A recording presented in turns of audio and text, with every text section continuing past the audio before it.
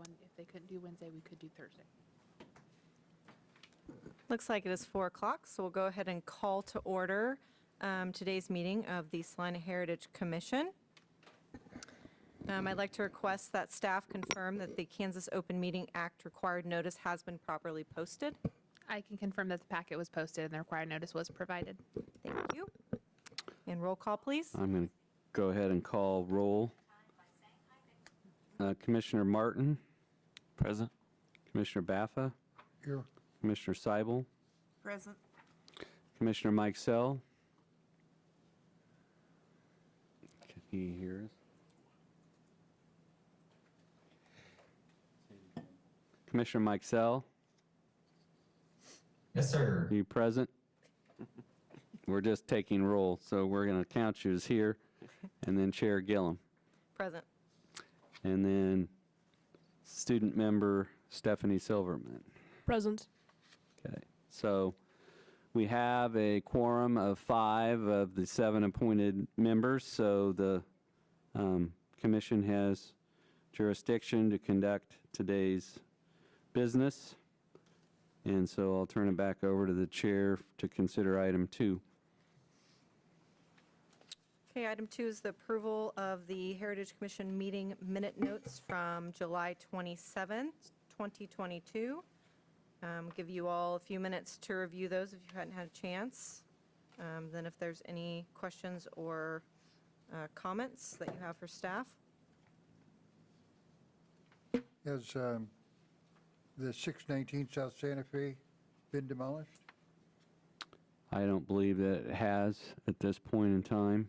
That was going to be, it's a situation where the property owners were given a deadline to have it completed by, I believe, the 1st of October, and if they don't have it done by that time, then the city will conduct the demolition. But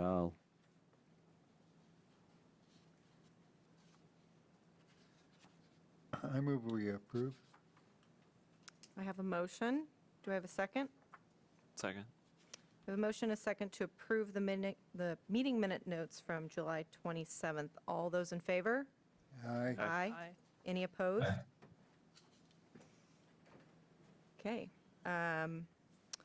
We will move on then to item number 3, new business, our public hearing items.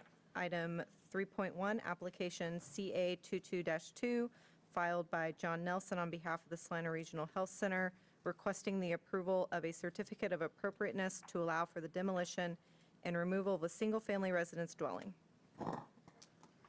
Thank you, Madam Chair. I'll call your attention to a couple items in your packet. The first is the Certificate of Appropriateness application that was filed by Salina Regional Health Center.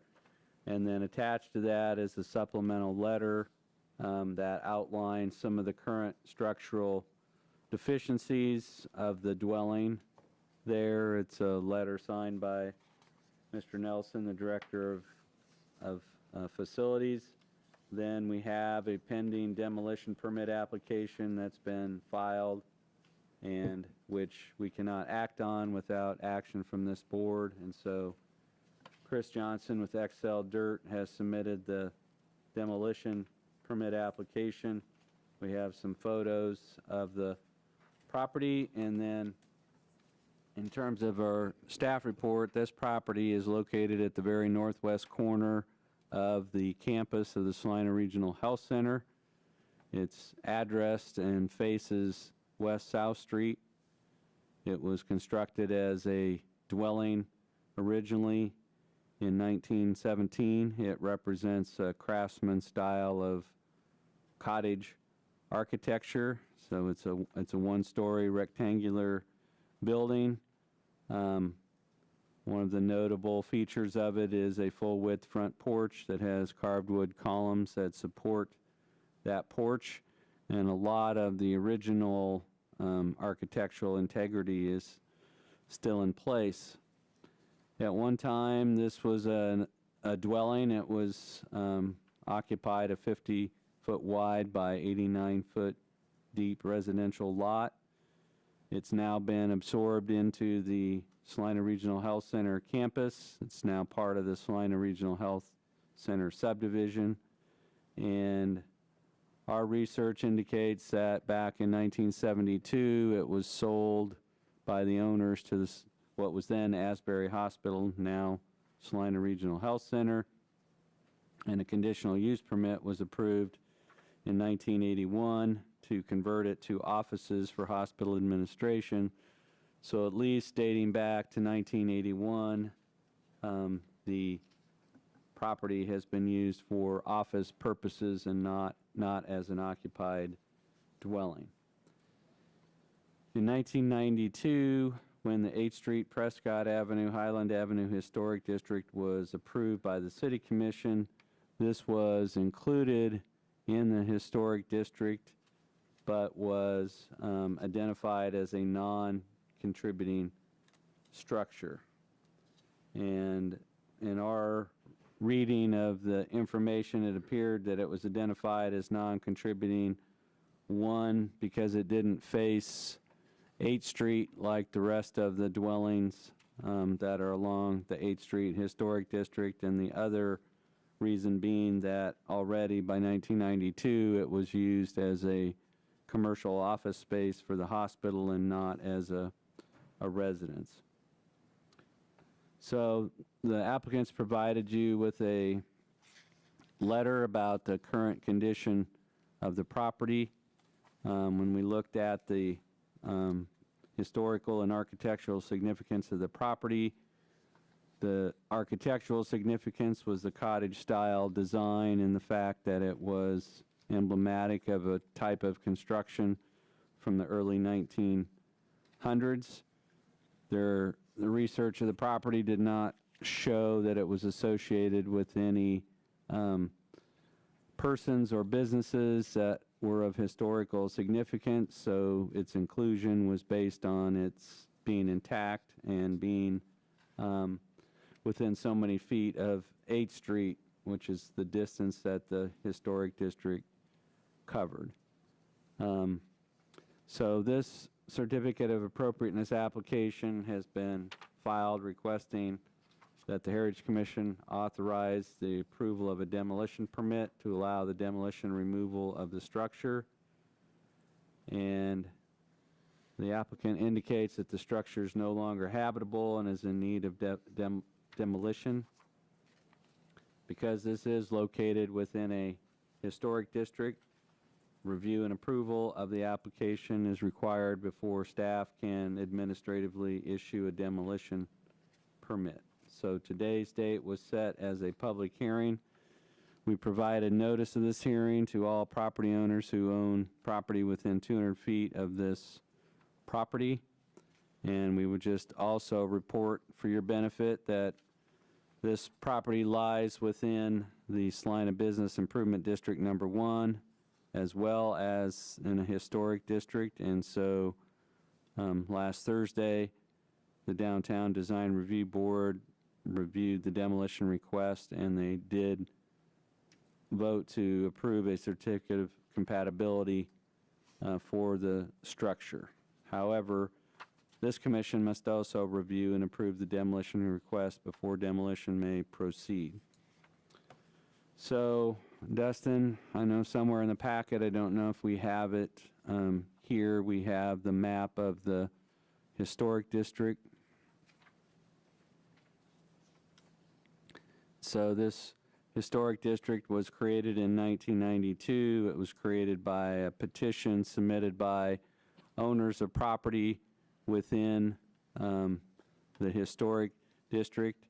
There's a total of 77 properties that are in the 400 and 500 block of South 8th, the 100, 200 blocks of West Prescott, and a portion of the 600 block of Highland. So you can see there in yellow is the historic district we're talking about. There are two other historic districts that focus on South Santa Fe, south of the downtown area. So this includes pieces of Highland as well as Prescott and 8th Street.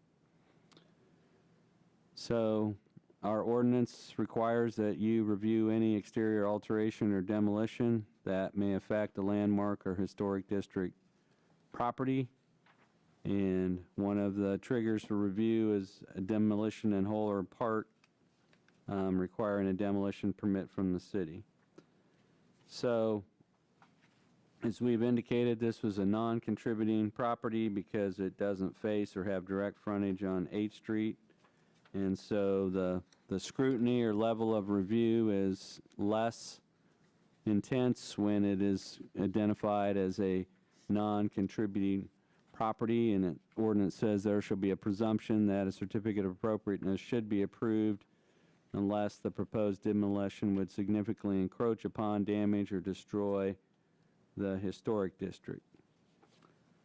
The building official in this case has not determined or declared this to be an unsafe or dangerous structure. However, the owners themselves believe it is no longer habitable. They attached a letter that's in your packet detailing the structural deficiencies and explaining why rehabilitation, repair, and reuse is not a feasible alternative. So if you look at this property, it's not in the heart of the downtown business improvement district. It's also not in the heart of the 8th Street Historic District.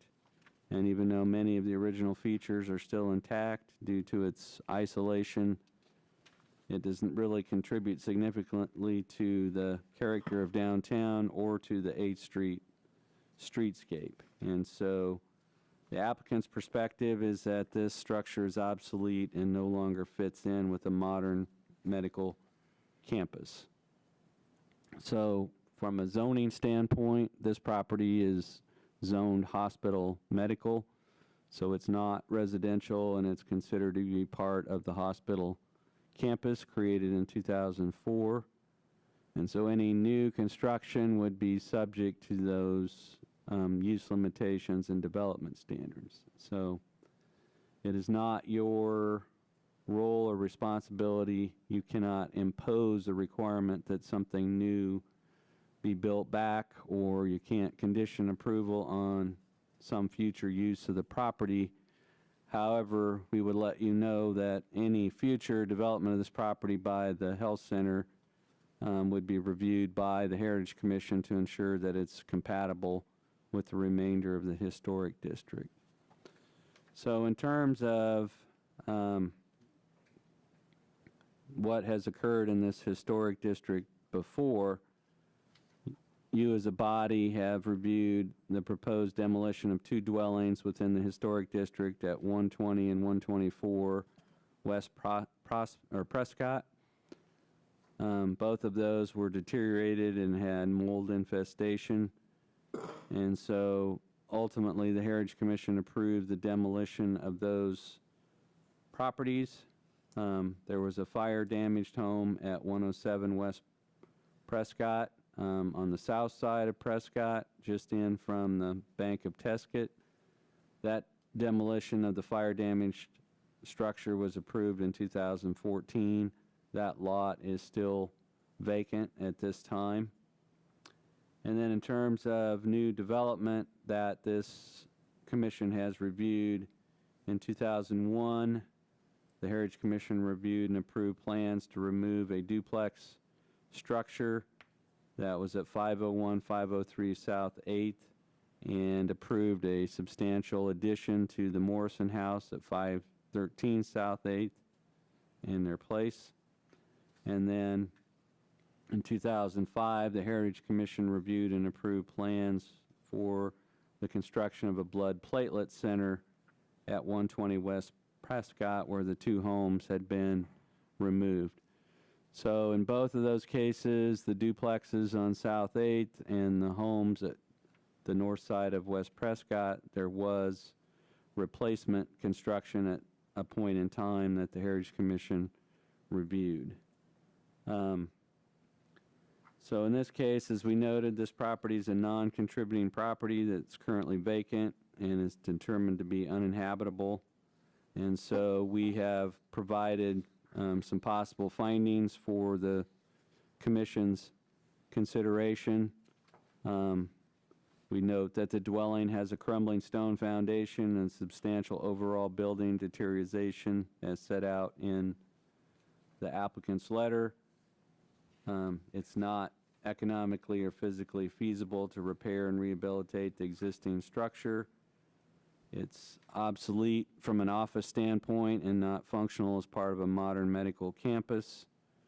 It is a non-contributing property, and it is located at the edge of both downtown improvement district and this 8th Street Historic District, and it doesn't really contribute significantly to the character of either district. If the commission were to choose denial of this request, you would have to look at those findings and decide which of those had not been met. But in terms of your options, you could approve the demolition request based on the findings and conclusions noted above and any other evidence that's presented at today's hearing. You could approve the request subject to any conditions you think are appropriate. You could postpone consideration of the application pending receipt of additional specific information. So if you had a motion to postpone, you should state what information that you as a commission are requesting and the time when the meeting should be reconvened to consider that, or you could deny the demolition request if you find that the standards for demolition of historic district properties has not been met by this application. Should you choose alternate 3 or alternate 4, the property owner does have the right to appeal your decision to the city commission once we provided notification of your determination. So on page 7, we noted that due to the extent of the deterioration of the structure and the fact that it's a non-contributing structure at the fringe of a historic district, we recommend option 2, that you authorize the demolition of the structure subject to the following condition: that the site be graded to a mobile, maintainable condition and be seeded or landscaped in a manner compatible with the adjoining buildings and landscape. I think Dustin, attached to that letter was a site plan, more or less, that showed what the hospital's plan was for the property. So this is in your packets, but the plan on display here is to restore it to a grass mowable condition and then keep the landscaping that's in place that buffers this from the parking lot area to keep that intact. And so with that, staff would be open to any questions that any member of the commission might have. Thank you, Mr. Andrew. Does anybody have any questions for staff?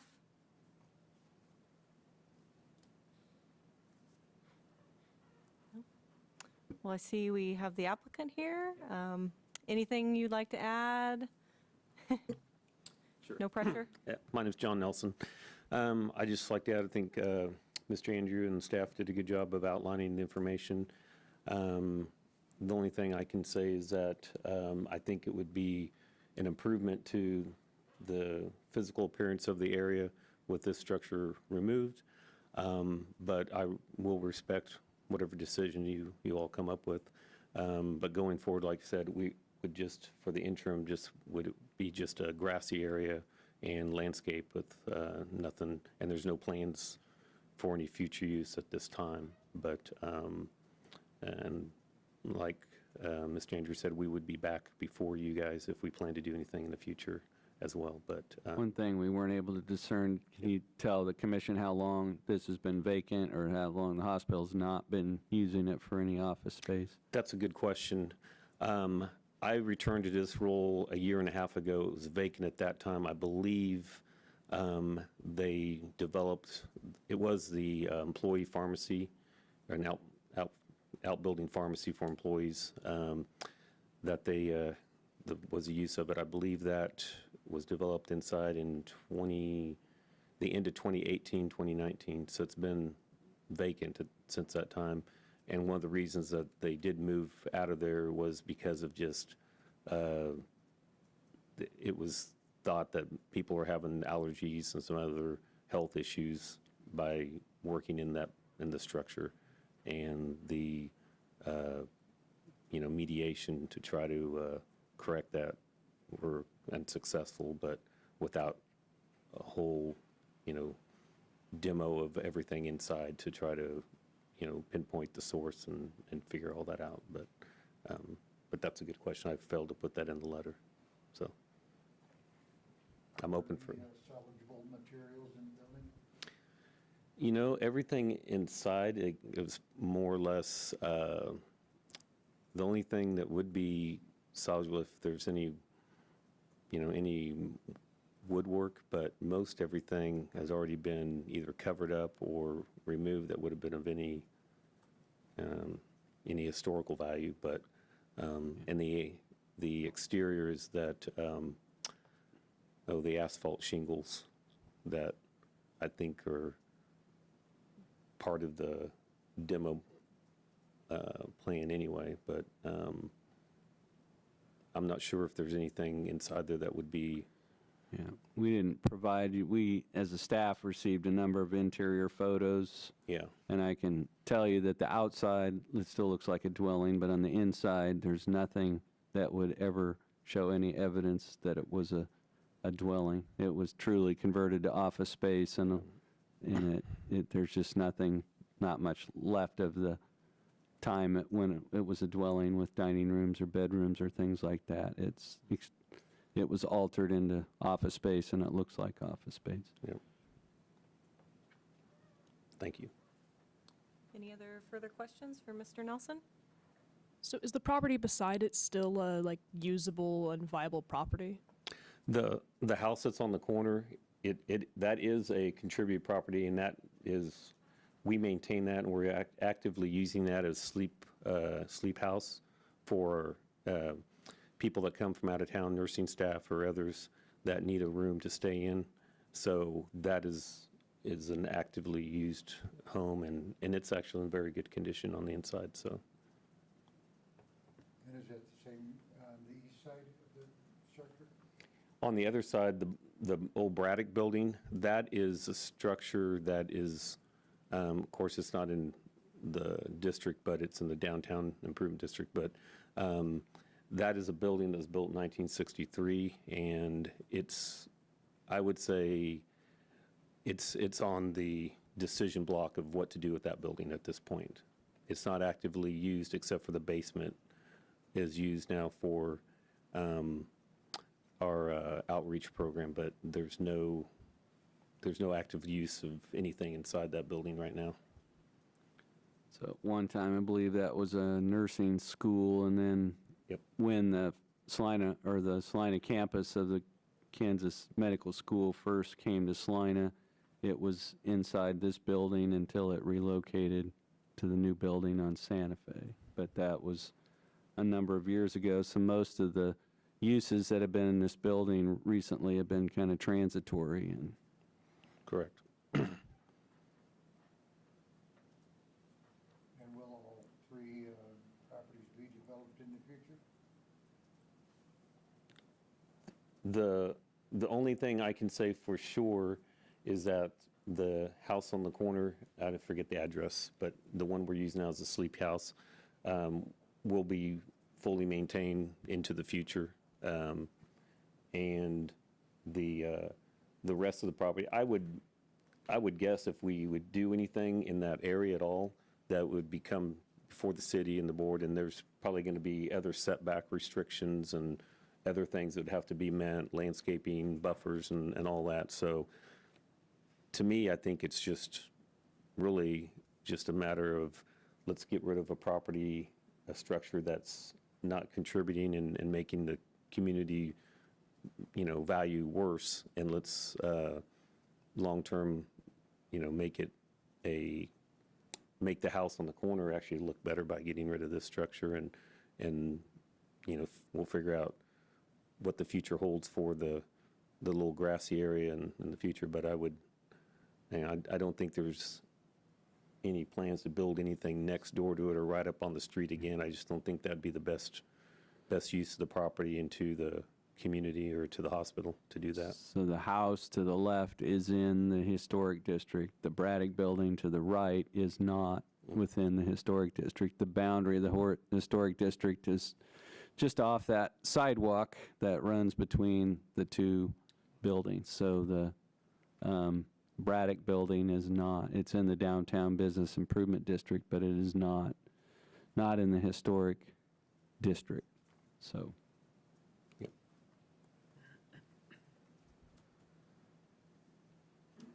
We ready for a motion? Any further questions or discussion? I can confirm that we do Thank not you. have anyone from the public on Zoom. Okay, thank you. Yes, I would entertain a motion. Somebody wants to start it?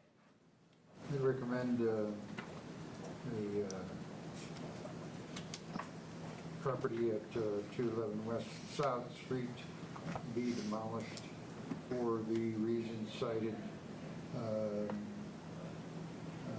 page 6, and with the caveat that it'll be returned to a mobile, maintainable condition. All right, we've got a motion. Is there a second? Second. Okay, so we have a motion that approval for the demolition request with the condition as stated by the staff recommendation number 1. All those in favor? Aye. Any opposed? Okay, motion passes 5-0. So we'll get that information out to you and your contractor. Thank you. Okay, it doesn't look like we have any additional public hearing items today, but do have an administrative item there. 3.2, election of officers. So according to the bylaws, every year in September, the September meeting is the annual meeting of the Heritage Commission. Part of the reason for that is that August 31st is when terms expire and new appointments are made. So in this case, we have 7 appointed members, although we're not sure of the status of Mr. Gilmore, but we will follow up with that. But there are 6 appointed members plus the Planning Commission representative. Last year, Mr. Gilmore served as the Planning Commission representative on the Heritage Commission, but he is not on the Planning Commission anymore, but he was recently appointed to replace Alex Driscoll. Jerry Ivy was appointed by the Planning Commission and agreed to serve as the Planning Commission's representative. And Stephanie Silverman was appointed as the new youth member, replacing Elizabeth Young. So this is the time where we have 2 positions that are elected. One is chair and one is vice chair. And so Maggie Gillum served as the commission chair this past year, and she is eligible for an additional term. Alex Driscoll served as the vice chair. He's no longer on the commission. You have to serve at least 12 months before becoming eligible to be the chair or vice chair. And so except for Mr. Gilmore and Planning Commission Representative Mr. Ivy, all commission members are eligible for the position of chair or vice chair. There's nothing that prevents a Planning Commission representative from serving as the chair or vice chair, but they must have served on the Heritage Commission for at least a year. So your first order of business is to elect a chair for the upcoming year. And so I would open the floor for any nominations that might be put forward for the position of Heritage Commission Chair. I nominate Maggie Gillum for chair. Is there a second to that nomination? I will second that. All right, so we have a motion and a second to nominate Maggie Gillum. Are there any additional nominations that people would like to make, or would someone like to move that nominations cease? Move, so moved. Do we have a second to cease nominations? Second. So all those in favor that nominations cease, please say aye. Aye. Aye. All those in favor of Maggie Gillum as chair for the upcoming year, please say aye. Aye. So we have a chair. I nominate Terry Siebel as vice chair. I second that. So we have a motion and a second to nominate Terry Seibel to be the vice chair. Are there any further nominations, or would someone like to make a motion that nominations cease? So moved. Is there a second? Second. We have a motion and a second that nominations for vice chair cease. All those in favor, please say aye. Aye. All those in favor of Terry Seibel as vice chair, please say aye. Aye. Okay, you have a chair and a vice chair, and that wasn't so painful after all. Okay. Doesn't look like we have anything else on the agenda for today's meeting. I just had one question regarding upcoming schedule. Do we have our next meeting on the schedule? That was one thing we were going to bring up under other business. Okay. So I believe that the regular schedule meeting for October is at the end of the month, correct? October 26th. Yes. So what we are wanting to check with the commission is whether you are open to having a special meeting on Wednesday, October 12th, or as a backup, Thursday, October 13th. And the purpose of that special meeting is that we have received information of a nomination, pending nomination of Pioneer Hall at Kansas Wesleyan University to the National Register of Historic Places. And the State of Kansas Historic Preservation Office has referred that to us for a local recommendation. And so our process for that is to bring that information to the Heritage Commission's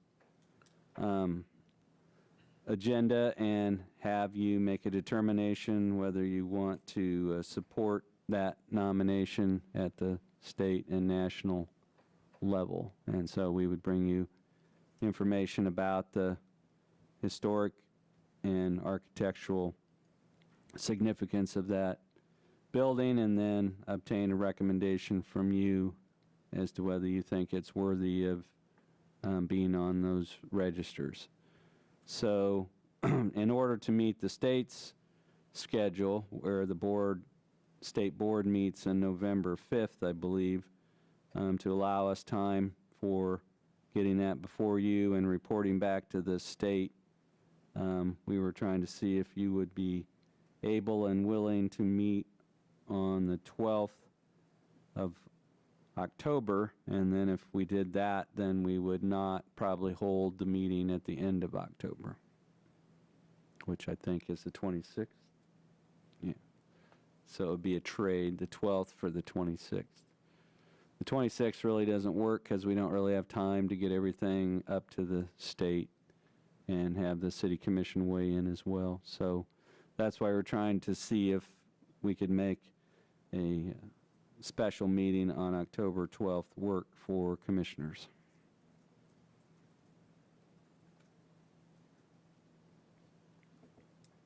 Fine with me. Mm-hmm. Does that fit everybody's schedule? Create any conflicts for you, Mr. Mikesell? Pretty good. Okay. So if that works for everybody, then part of our other business will just be to announce that your next scheduled meeting would be October 12th, and that the agenda item would be to consider a nomination to place Pioneer Hall at Kansas Wesleyan on the National Register of Historic Places. And that's really the other business that we have. I think there was some information that was sent to me, which I'll have Margie forward to all the commission members.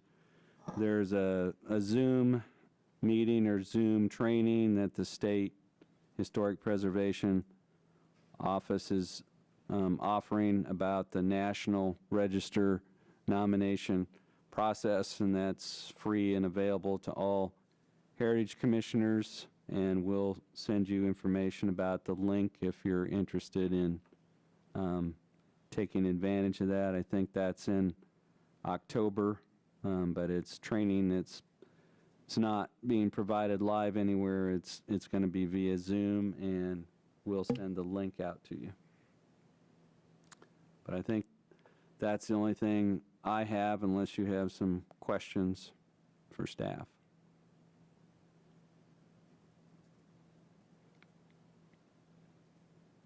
We do have 2 new faces here. We have 2 new planners that we've added. Haleen Burklow and Spencer Aiken are here. They've gone through all the board and commission training, just like the commissioners have, so they've now gotten exposed to all 4 boards that the planning division supports. And so they'll be starting to participate in some of the board business, so we wanted you to connect names with faces. So it took 2 people to replace John Berger? You could look at it that way. Okay. Well, if we have no further items or questions or comments for staff, I move we adjourn. okay. Do we have a second? Second. Motion and a second to adjourn. All in favor? Aye. Any opposed? You can stay here. All right. Dan? Thank